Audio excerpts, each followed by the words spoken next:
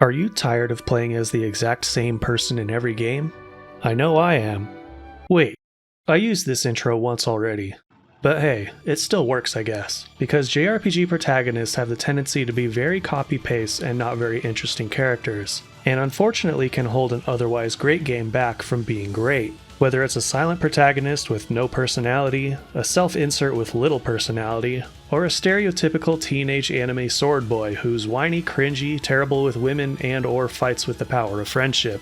JRPGs often shine more in their supporting cast, villains, and overall narrative, at least in my experience. However, there are a few games here and there that buck the trend, and this video is here to highlight those characters.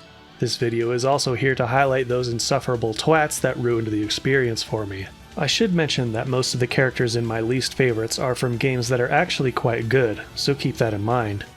So what goes into making a JRPG protagonist good to me? First and foremost, they should be someone I want to get to know, because if I'm going to be playing a JRPG, I'm going to be seeing them a lot because JRPGs are long. Relatability is nice, but not necessary, as I'd rather see the world from the perspective of someone who isn't like me, and is more interesting to learn about, and honestly, I'm a weirdo who rarely finds any characters relatable, just saying.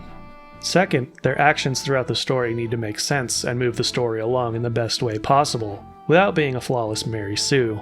Third, I have to like playing as them of course, though sometimes that has minimal bearing such as with turn-based games. Last, liking them on a personal level is a bonus. There are certain personalities that I gel with better than others of course, but I'll only get into that when relevant, and I tried not to let that sway the countdown order too much. I have an obvious petty bias against the typical sword boy protagonist, I'll admit, but I'll control myself, and not fill my top 10 favorites with waifu mains, I promise. There are a few other rules for this countdown. First and foremost, it has to be from an actual JRPG, but that becomes difficult to define sometimes. For example, at what point does a game go from action JRPG to action game with JRPG elements like Nier Automata? Or when does a strategy JRPG become a more purely tactics game like Advanced Wars? So I think since we're talking more about characters and story this time around, the game should have some sort of narrative similarity for it to be considered if it's bordering on another genre. Otherwise, I'll bring them up in my honorable mentions. Second is that if a game has multiple main protagonists, its ranking will be based on all of them for that entry. Doesn't happen very often, but, well, you'll see. I also excluded any game that has a fully customizable protagonist, such as Xenoblade X. I was going to make an exception if your custom character got substantial character development and interesting personality traits, similar to how they did Shepard from Mass Effect, but unfortunately I haven't played a JRPG that fit that criteria, so yeah.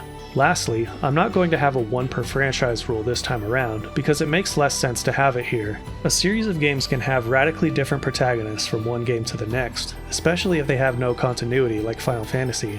Otherwise, well, that's what the honorable mentions are for, which I will get into before number 1. Oh yeah, there will be spoilers, obviously. With that said, let's get into this video that will have nothing controversial in it whatsoever. Definitely not.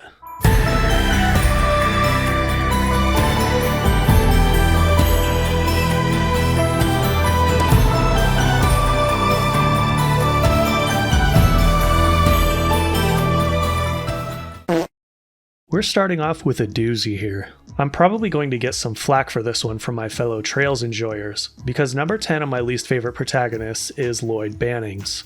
Yeah, I can hear the endless booing already, but that's okay. I knew what I was getting into with this. For some context for the unaware, many people consider Lloyd's games, Trails from Zero and Trails to Azure, to be among the best in the series, with Azure being at the top of many people's lists. Actually, it's pretty damn close to the top of mine as well, and it might have been at the top if we didn't have to listen to the most unrelatably normie, eternally optimistic Mr. Goody Two-Shoes the entire game. I have to be fair though, and he is only number 10 because even I will admit he is not really a bad character, but he's not relatable to me at all, and definitely not that interesting to learn about. The people he's surrounded by throughout Zero and Azure are better characters than him, with far more interesting backstories and personalities, with the exception of maybe Ellie. But even then, I imagine if this story was altered a bit and told from the perspective of her, or Tio or Randy, and the possibilities just sound amazing.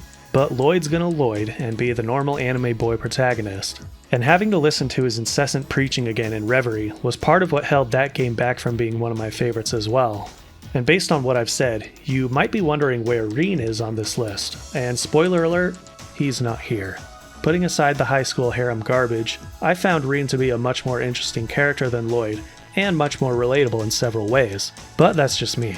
He's still similarly insufferable throughout Cold Steel, so he'd make the list if it was a top 20, maybe even a top 11. Empire or Crossbell, where we're from doesn't matter anymore. Now we're fighting for the world itself. Together. Lloyd. This guy, I swear. We're starting off my favorite list with the Tales of series. Of all the games I've played, this series does not have very many interesting protagonists, but there's a few that stand out to me. Mila from Tales of Xillia is one of them, because she's a powerful deity rather than a plucky upstart, making that game more interesting from the beginning, but unfortunately doesn't stay interesting throughout. Luger in Xillia 2 had potential to be my favorite, but his semi-silent protagonistness holds him back from being more interesting throughout the game. Then there's Velvet from Tales of Berseria. Unlike most games in this series, this is not a typical hero's journey, as Velvet's actions and motivations lead you to believe she is the villain for much of the story, going down a dark path that usually sees a person failing, or worse. This makes it easily one of the most interesting Tales of games from a character perspective, because Velvet, and the party she surrounds herself with, make it much less predictable than others in the series. She's got a nice edgy design to boot, which I totally dig, and using her demonic powers in battle was incredibly satisfying. I just wish the story played out in a more interesting way, but I'll take what I can get with this franchise because damn, for something with the name Tales of, the tales are pretty weak, not gonna lie. Might be a hot take, but hey, that's what you're here for, right? But even in the depths of despair, only two things matter to me. The taste of blood-soaked flesh, and revenge upon one man. If there's one kind of character I openly consider an unguilty pleasure, it's the over-the-top edgelord. Shadow the Hedgehog is my damn spirit animal, and always will be. Occasionally we get some edgelord characters in JRPGs as well, but it's rare to see them as the protagonist. In the Disgaea series, we have a few edgy boys to choose from, but there's one character that fits the bill to a T, and yet, somehow they managed to make this absolute edgelord incredibly boring. Meet Killia from Disgaea 5 Alliance of Vengeance. Yeah, this game's story is honestly not great to begin with, but I should say that I love this game quite a lot from a gameplay perspective. The best way to tackle this one is to get the main story over with as fast as possible, because that's where the fun begins. But before then, we get to see one of the most dull villain redemption stories I've ever experienced that tries really hard to... actually it felt more like they didn't even try very hard with this one at all, to be honest. It's such a shame too, with a name like Killia for hell's sake. The guy has all the markings of being a total over-the-top badass edgelord character. Instead, we get this mopey do-nothing who gets his badass energy back eventually. Sort of. And not in the way I'd wanted. But we have to suffer through so much uninteresting nonsense to get there, because his story and, well, the entire story, isn't complex enough to carry itself through the 40+ hours it will take you. Oh well. They're all so noisy. Allies. You never learn, do you? They're not my allies, and I don't need any allies. Sure, you say that, but here you are with them. You're a blood-soaked renegade out for revenge. Allies don't suit you. Or did you forget what happened?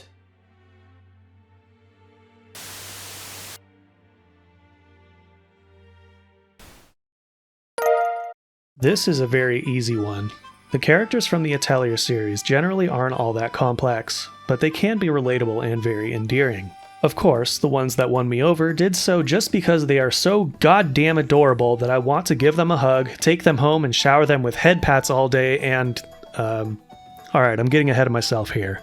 Rorona and Toturi both take this spot because I can't decide between the two, and I don't want to anyway because I love them both. Not to mention their personalities overlap in several ways, so it's no surprise that they're like two peas in a pod whenever they're together. Rorona is an earnest young apprentice alchemist in her game, working as hard as she can to pay off a debt for her family, as well as save her master's atelier from being shut down. As the story moves along, her perseverance and drive to help the people close to her leads to becoming a legendary alchemist, but she never grows out of her silly, childish ways, which is always amusing, including after she takes Toturi as an apprentice. Toturi is just the cutest thing ever in every game she's in. In her own game, she wants to become an adventurer, with her main motivation of wanting to find her mom, who is presumed to be dead after she went missing years ago. How can you not love that? So many Atelier characters are endearing in similar ways. But don't assume this series' simple charms worked on me every time. Oh no, we'll get there soon enough. Ooh,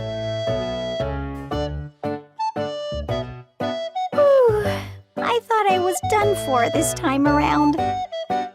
You scared me! I didn't think Dad would fish you out of the ocean. Unlike my previous least favorite entries, this one is from a game I really didn't like, Fairy Fencer F.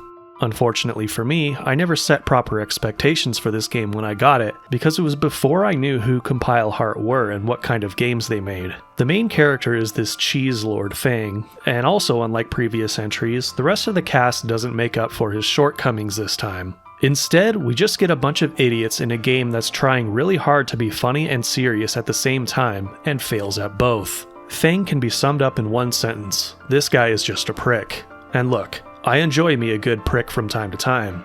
Feel free to clip that. But when people act this way, there's usually a story-related justifiable reason for it, but Fang is just annoying. Any character development he has throughout the story is extremely shallow at best, or hollow at worst. Somehow this game got several re-releases and a sequel, which is beyond me, but hey, I guess I just have higher standards now, and lower expectations.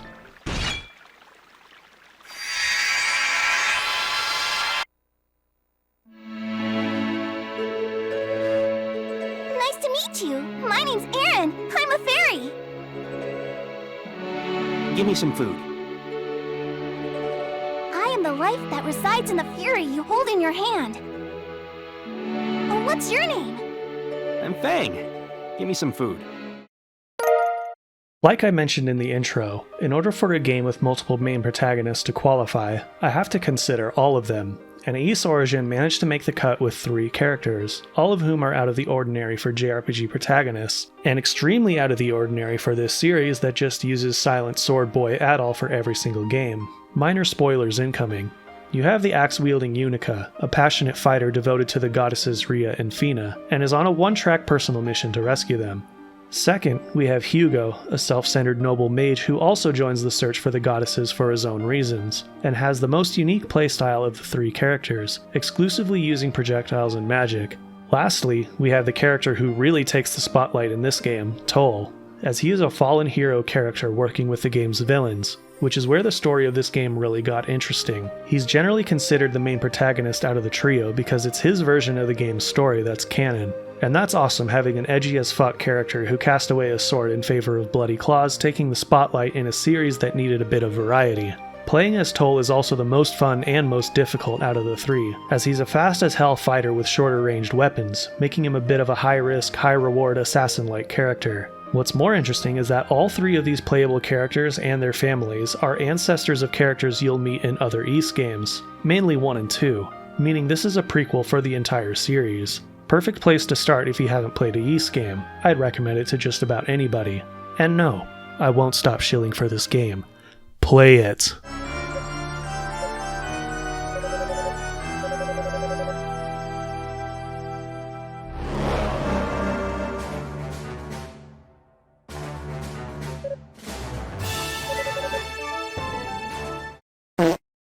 I probably would have forgotten to put this next guy on the list if I hadn't replayed the game recently, and it's actually from a game I really love, Ar tonelico, Melody of Alemia.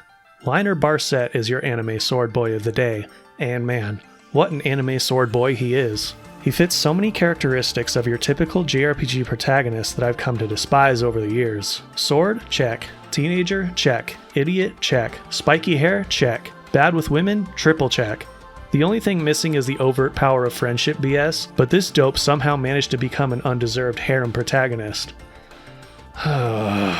With all that said, you might be wondering how I love this game so much. Another time. For now, we're just here to complain about the absolutely retarded antics of Liner himself because he's one of the most annoyingly stupid characters in the entire series. Always acting first and thinking later, getting himself into other people's problems, and when it comes to the game's heroines, acts as a doormat, always being pushed around by them and turns into a stammering brainlet with even the slightest teasing. Funnily enough, one of his harem girls, Misha, is almost equally as annoying as Liner is, making them perfect for each other. But somehow he even forgot about being close friends with Misha when they were kids, which is like, what the fuck? I have a terrible memory too, but not that bad. At least later on, he does mellow out and mature a bit after learning more about the situation he's in and taking it more seriously. Which is why he's lower on the list, but that's the thing. It's the overall narrative and setting that carries Liner and makes this game enjoyable, not his own traits and personality. Also, his Japanese voice is one of the worst I've ever heard, dear God.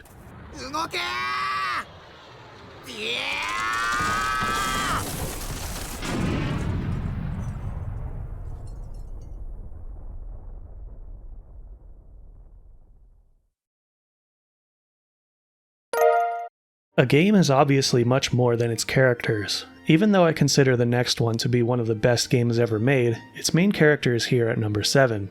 Our boy Shulk from Xenoblade Chronicles. Now it's Shulk time! Shulk is an easily lovable character just from his cheesy, memorable one-liners alone, and you'll be hearing that a lot throughout the 100 or so hours you'll likely spend playing this game. But there's gotta be more to him than that to make this list. Among the rest of my favorite protagonists, Shulk is probably the most relatable to me. He's reserved, contemplative, sometimes a bit insensitive, but he's got a good head on his shoulders, which means he doesn't get himself into groan-worthy cringe scenarios like other protagonists do.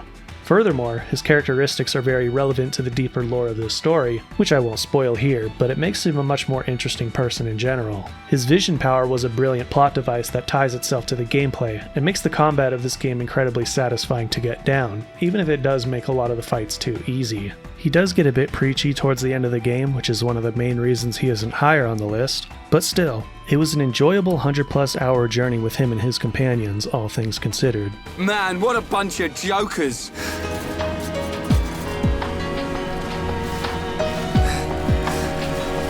I'll kill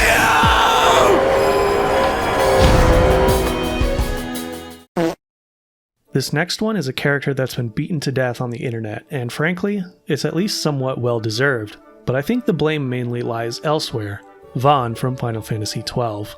In my opinion, the other Final Fantasy characters like Tidus and Lightning don't deserve a lot of the hate they get, but I will never defend what they did to Final Fantasy XII by shoehorning a cardboard cutout of a JRPG protagonist into the spotlight when the actual story has literally nothing to do with him. I've heard some excuses such as them trying to market to a younger audience by making him the main character, but it's a stupid notion, and I think history has proven that. Yet for some reason, a lot of these corpo suits still seem to think this way. Even when I was younger playing this game back in somewhere between 2006 and 2008 I think, Vaughn was my least favorite character out of the main cast. Bosch, Ash, or my boy Balthier would have made for much better protagonists. That said, he isn't higher because he actually isn't nearly as insufferable as the others on this list. The main reason he's high on people's most hated protagonists list is because he's in a role he doesn't deserve in a game that would be better if he just didn't exist, or was a side character at the very least. So I think the hate should be redirected at whoever made this stupid decision more than Vaughn himself. It really sucks because Final Fantasy XII is an incredible game otherwise, and you shouldn't let Vaughn dissuade you from giving it a try.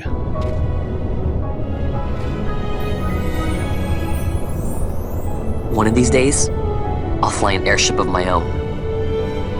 I'll be a sky pirate, free to go where I will.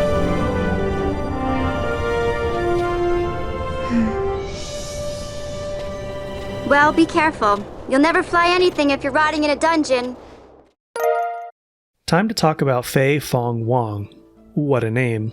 I really don't want to spoil this one, but it's incredibly hard to do while explaining why he's such an interesting character. Xenogears is one of those games that is so much more than meets the eye, literally because the game is kind of an eyesore to be honest. But that aside, Fei appears to be an ordinary person living in a small village at first, just peacefully living out his days with his friends with a passion for painting. Like normal in these kinds of stories, the village gets destroyed at the very beginning by several mechs that just so happen to fight right there.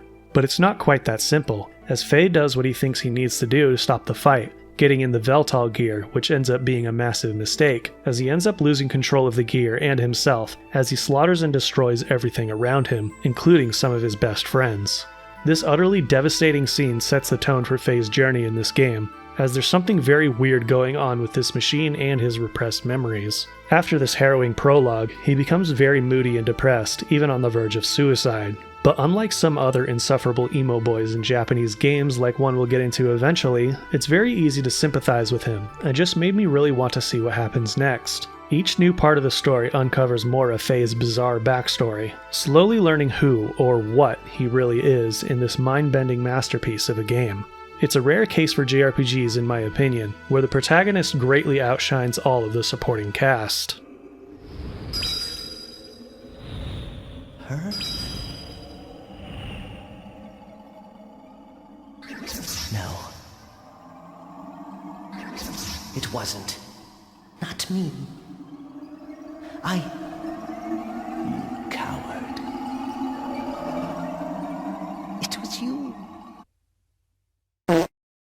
A game I really do not like from a series I really do like, we have Atelier, Liddy, and Suelle. At face value, you may be wondering, wait, these characters look nothing like what you've talked about earlier. How can you hate on these girls? I will admit, they are cute, especially Liddy, but holy fuck they are annoying as hell, especially Suelle.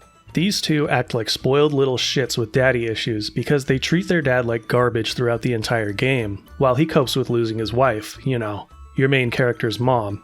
He definitely isn't the greatest dad in the world, but it was extremely grating after just the first hour, and it took me like 80 hours to actually beat this game for some reason. They don't really develop or change all that much in that time either, except for maybe 1 or 2 moments later on that I won't spoil. If they had some interesting backstory or even a more interesting main story to go through, having to suffer through the annoying, unfunny character interactions would be much more tolerable in this bloated grind of a game. But alas. Thankfully, the series picked itself up massively since this trilogy in many ways. Eh?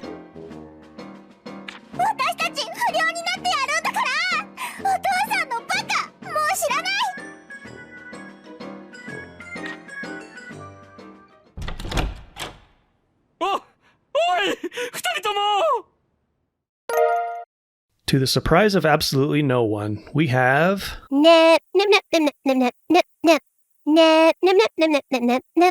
Never change, Nep Nep. It kind of feels like cheating to include her on the list because her likability comes from a completely different set of characteristics than any other JRPG protagonist. She's a parody character. You're not meant to take anything from this series seriously, and whether a parody character is good or not is based on how funny they are or how well they subvert the stereotype of others in the genre. But she is undeniably a protagonist from a game that is undeniably a JRPG, so it wouldn't be fair to exclude her either.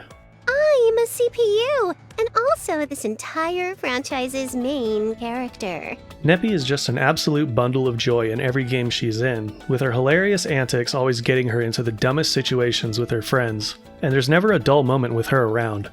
Even through the, admittedly utter shite games of the series, they would be difficult to tolerate if Neptune wasn't there to pick you up and keep you going. But despite Neptunia being a goofy parody series with a bunch of fan service, it doesn't stop these characters from being fairly fleshed out, relatable, and even compelling at times. And somehow, they do it while telling a story about how video game console wars are fucking stupid.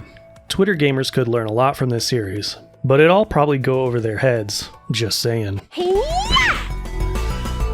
Ouch! What the hell are you doing? You can't do it alone, Uzume. Drop the tough girl act and live to fight another day. You know, they say where there's life, there's rope. Rope? I think she meant to say hope. Yeah, that's the word, hope.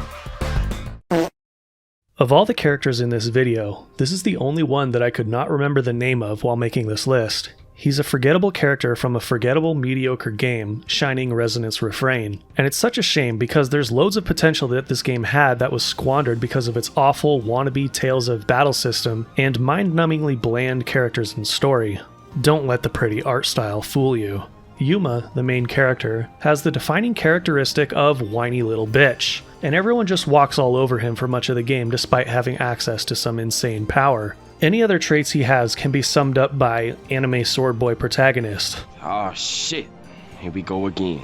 And you can even add the tired trope of a fantasy character with her destiny tied to dragons to that, and you have yourself a walking cluster of cliches that lacks an interesting backstory, main story, and supporting cast to make up for it.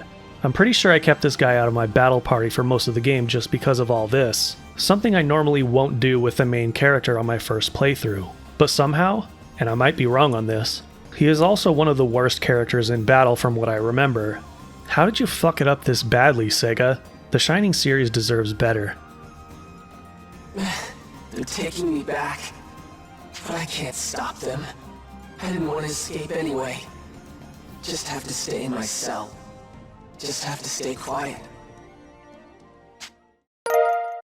I've talked about a Trails protagonist I don't like, so how about someone I do like? And it's an obvious one that pretty much everybody loves, Estelle Bright from Trails in the Sky and Trails in the Sky Second Chapter. It's kind of funny to think about this though, as in the beginning, Estelle has all the markings of a stereotypical annoying idiot protagonist destined to be on my least favorite list.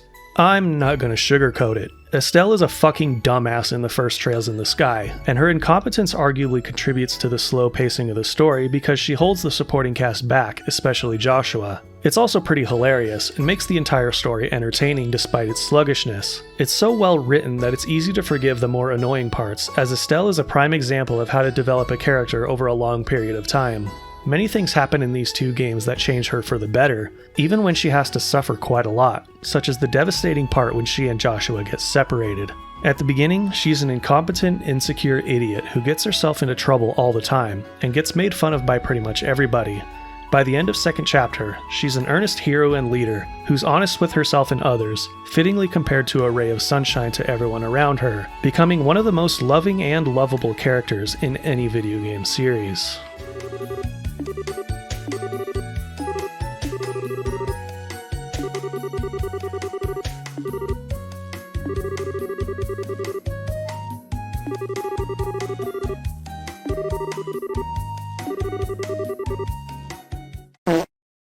You might find it hard to believe that I could hate a silent protagonist as much as I do.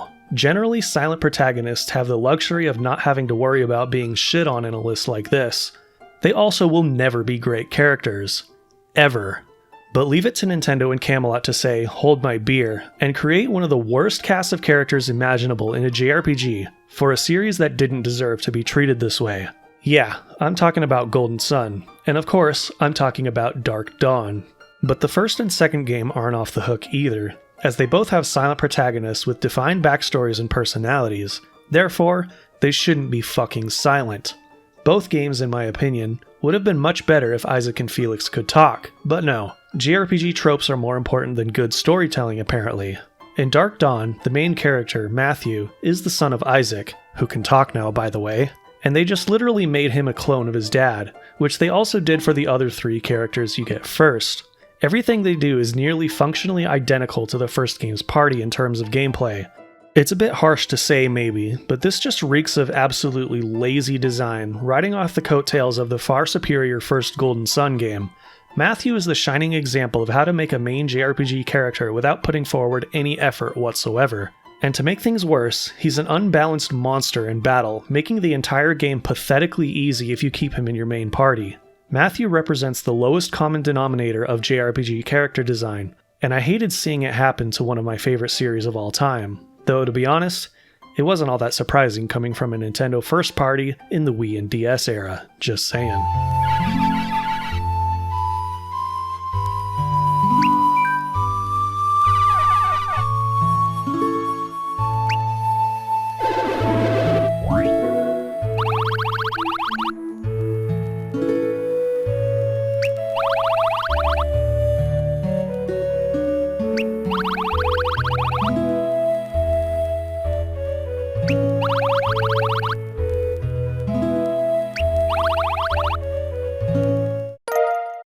The next character might come as a surprise, because he's an absolute dick, he's annoying, he's selfish, he's arrogant, he has lady problems. Sort of. He has a grating voice, and overall is an immature little prat.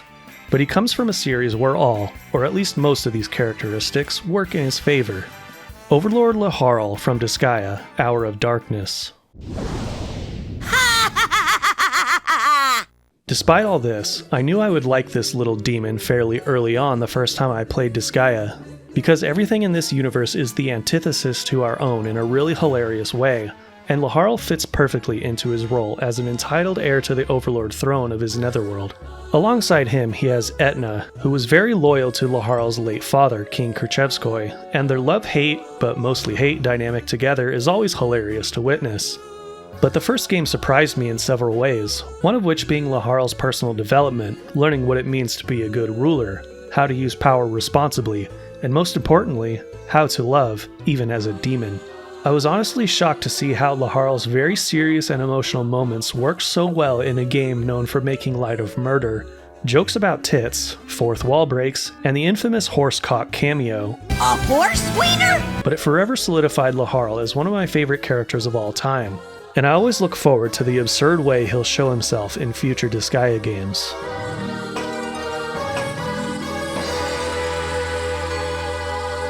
Wait! What is that? I figured adding a fountain feature would be a nice touch to improve this statue. Wasn't that nice of me? What? It looks like I'm pissing in my pants! He's right! You should have at least made it without its pants on. Oh yeah! Good call, Flan! It's extremely rare for a game to have a character, let alone a main character, that I want to reach into the screen and strangle the life out of and take a dump on their corpse. But here we are. Luc von Fabre from Tales of the Abyss. Spoiler warning for this one. I cannot stand anything about this character. I hate his design. I hate his anime sword boyness. I hate the way he controls in combat. Most importantly, I hate his bitch-ass attitude throughout the first half or so of the game. He's a spoiled little dick who acts like a spoiled little dick, being an actual hindrance to the rest of your party who are forced to put up with him because plot reasons. He's abusive towards almost everyone around him, and most egregiously, abusive towards this adorable little bundle of joy, Mew. I mean, look at this! What the actual fuck is this? That was all I needed to put this little shit on the list, but it gets worse. Due to his sheltered naivety, he helps cause the death of thousands of people, causing massive unrest in the surrounding regions, and almost gets his friends, if you can even call them that, killed. This is supposed to be seen as a massive turning point for Luc, where other people who've played this game praise it for his character development from this point onwards. But have some standards, people. The way this played out was so ham-fisted and unbelievably forced that I could not sympathize with this guy no matter how much they wanted me to. Beyond this point in the game, Luc's personality changes quite a lot, but what does he become? A boring, normal JRPG anime sword boy protagonist with nothing interesting to say, carried entirely by the rest of his party, who are all much more likable than he is, especially Jade. He's the true hero of that game, and you know it.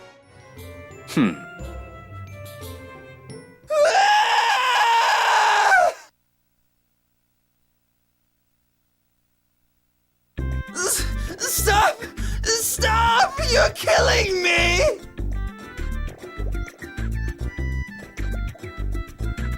Jade! I'm sorry!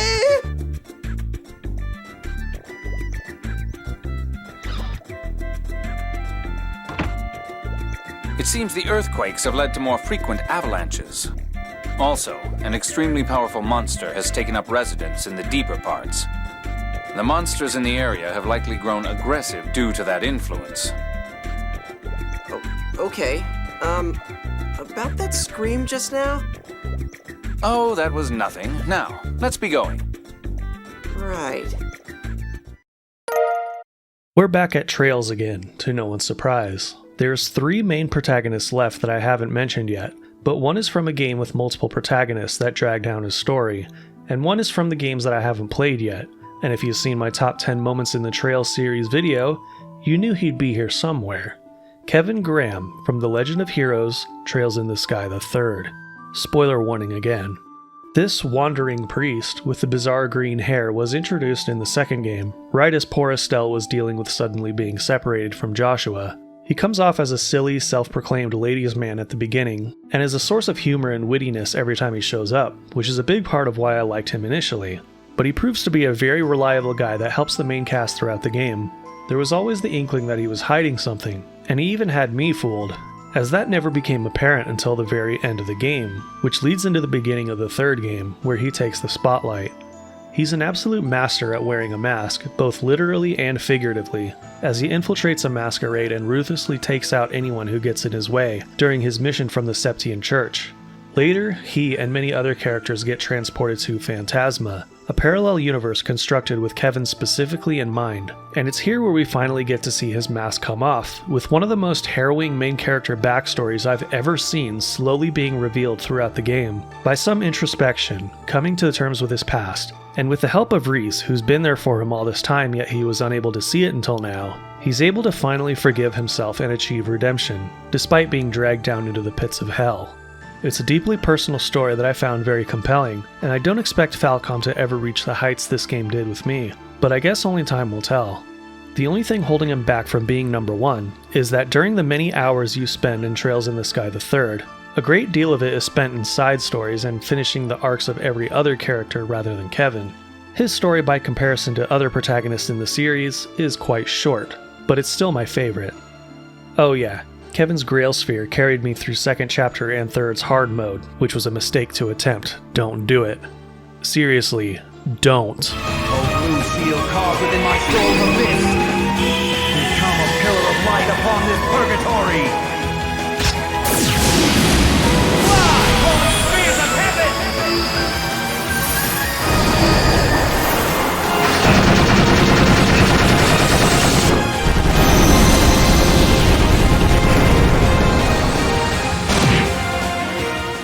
Before we get to my number one least favorite, let's go over some dishonorable mentions. Reen from Trails of Cold Steel, who I mentioned before. He's not terrible, but the way he preaches throughout the series and his incessant harem problems are incredibly cringe. Asbel from Tales of Graces and Saray from Tales of Zestiria. Not exactly terrible either, but definitely boring, unrelatable sword boys who are outshined by everyone around them. Meruru from Atelier Meruru, for being kind of annoying and lacking any sort of personal quality that made me love the previous Arlen girls. Fyrus from Atelier Fyrus, who isn't a bad character at all really, but has the most annoying English voice for a main protagonist in any Japanese game I've played. No wonder this was the last Atelier game to have English voice acting. Please make me your apprentice! Delta and Casti from Arno Surge, Ode to an Unborn Star. Finally, we get a game with an actual couple as protagonists for a change. Too bad they're both idiots and annoying as fuck. Corrin from Fire Emblem Fates. Look, I'm breaking my rule because I haven't played Fates. I mean, who in their right mind would? But fuck you for being the worst Smash DLC, just saying. And lastly, Lyra from Pokemon Heart Gold and Soul Silver. Why? For replacing my girl Chris, of course. Why would you do this, Game Freak? Literally unplayable remake. I actually had a really hard time deciding between the number 1 and number 2 of my least favorites. Luke is a much more easily hateable character, but my number 1 is number 1 because he is a character that showed up in my all-time favorite series. And, well, let's just say it's not my all-time favorite series anymore. Now I only feel dread and despair whenever a new game from this series is on the horizon rather than any sort of positivity or excitement. Anyone who knows me probably already knew this character would be on the list because I've complained about him and this game so much at this point that it's probably tiresome. Rex from Xenoblade Chronicles 2. I love the smell of salvage! Where do I even begin?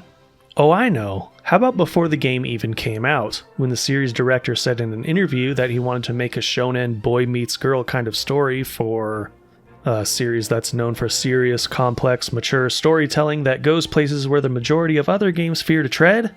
Yeah, that was all I needed to know that this game and its characters weren't going to be made for me. But holy fuck, did I not expect to hate most of the main cast, especially Rex, as much as I did.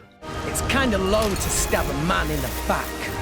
You bloody psychopath! His design is awful, he's annoying and obnoxious as hell, he's another idiot hero trope, and of course, forced lady problems out the wazoo in the form of Pyra and Mithra, but also Nia, all characters I also don't like. If you're going to make a shitty harem protagonist, they should at least be somewhat likable, or so you'd think. But Rex doesn't even have anything very interesting going for him in terms of backstory compared to literally anybody else in the cast.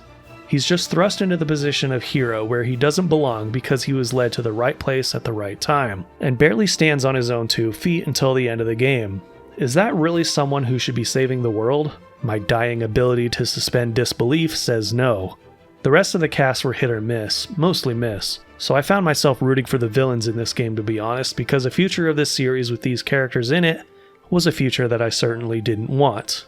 But here we are. No, I haven't played this DLC, and I don't want to. I love the smell of salvage. Before we get to my number 1 favorite, here are some honorable mentions. Adol Kristen from the East series. Despite being a silent protagonist, he's given quite a bit of personality by cleverly written dialogue from the people he interacts with, and the journal entries of his that you get to read. Shion from Xenosaga.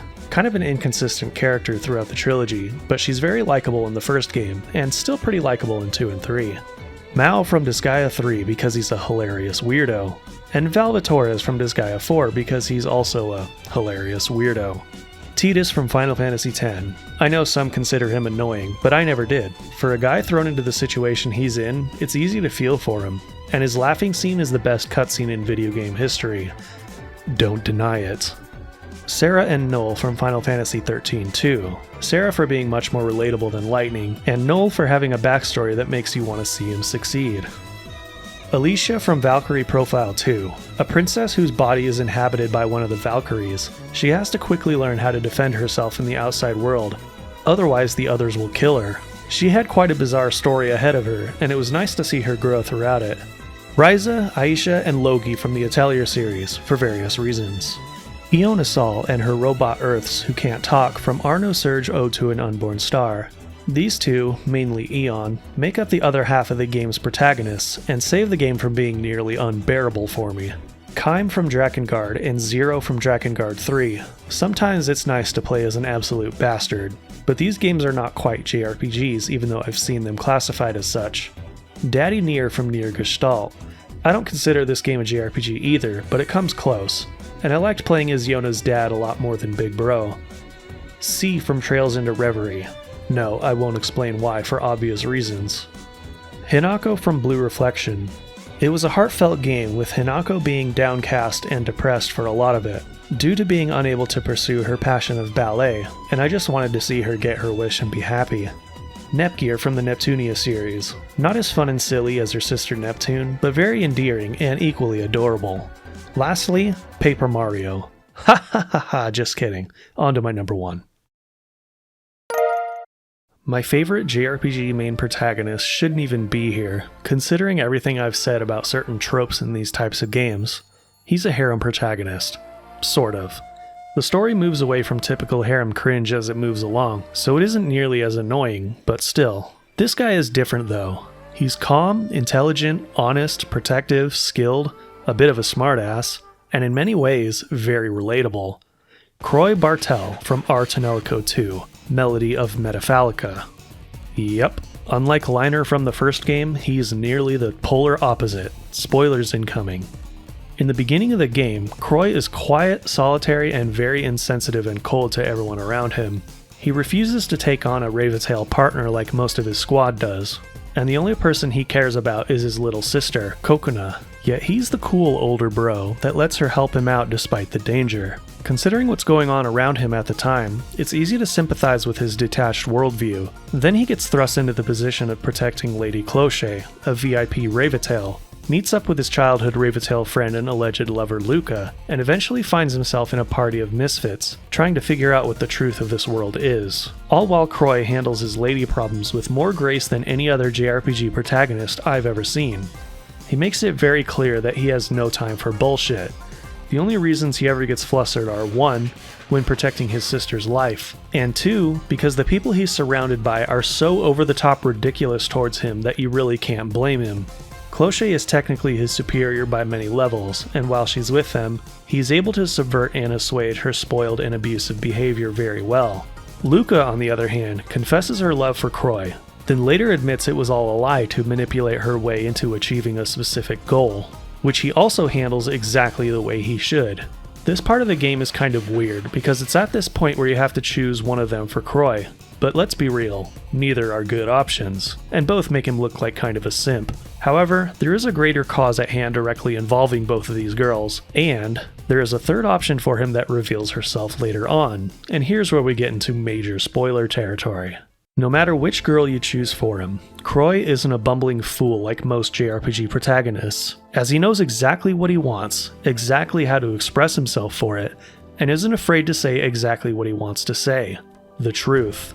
He's one of the most honest and respectable characters I've ever gotten to play as, and it was refreshing to say the least. If you decide to go with that third option for him, Jackery, a character whose heart has been closed off for hundreds of years, you get one of the sweetest romance endings I've ever seen, and that's coming from me, someone who normally hates romance in video games. And it's because of Croy. He's one of the very small number of human characters in this entire series who learned Hymnos, the language of song magic, just to convey to the once genocidal Jackery that she can trust humans again, in the only way that will get through to her. そうだな。言葉だけでは無理もない。今から俺の心、君への思いを見せる。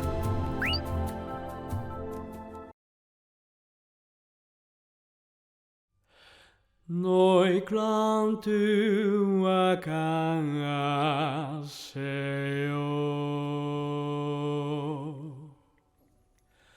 Noi hope tua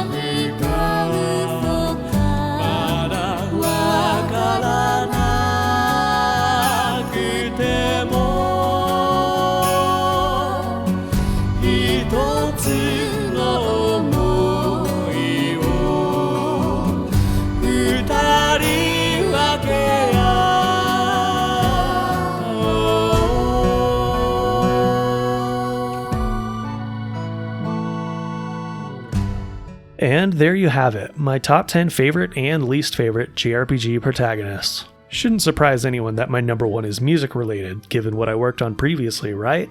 I hadn't played Artanelico 2 in many years, so it was difficult to place Croy on my list without playing through the game again, which I did recently, and I'm glad I did. Like, I planned on him being high on the list before, but the first time I played it, it was a long time ago, and I kinda rushed the game and didn't go for any of the alternate endings or side content, so I couldn't remember much of it. Anyway, I hope you enjoyed this video and only got a little salty. Feel free to roast my choices in the comments section, and if you want, tell me your top or bottom 10 protagonists in JRPGs. If there's an insufferable twat protagonist out there from a good game I haven't yet experienced, maybe I'll give it a shot for the lulz. I don't know what I'm gonna do after this list. Thinking about making a dedicated video about Artanelico, but I'm open to ideas. Feel free to drop those in the comments too. Don't forget to subscribe for more nonsense. Check out my other top 10 videos and other stuff, and as always, have high standards, low expectations.